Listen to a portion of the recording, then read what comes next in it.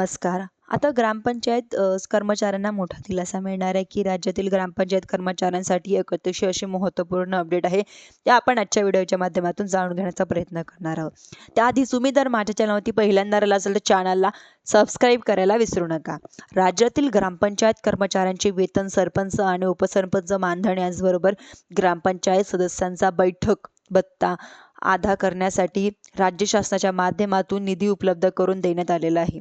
राज्यातील ग्रामपंचायत कर्मचारी जसे की ग्रामपंचायतीचे सरपंच, उपसरपंच आणि ग्रामपंचायत सदस्य यांच्या बैठक भत्ता या सर्व बाबींच्या अनुषंगाने राज्य शासनाच्या माध्यमातून 820,56,00,000 रुपयाचा निधी तरतुदीत केलेला आहे.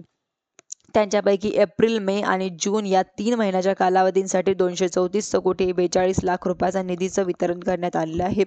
जुलै, ऑगस्ट आणि सप्टेंबर या 3 महिन्याकरता 230,88,00,000 रुपयाचा निधी वितरित करण्यासाठी मंजुरी देण्यात आलेली आहे.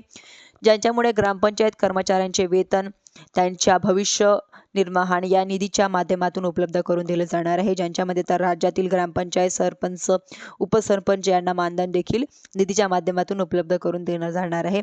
ग्रामपंचायतीच्या सदस्यांचा बैठक भत्ता देखील या निधीच्या माध्यमातून उपलब्ध करून दिला जाणार आहे.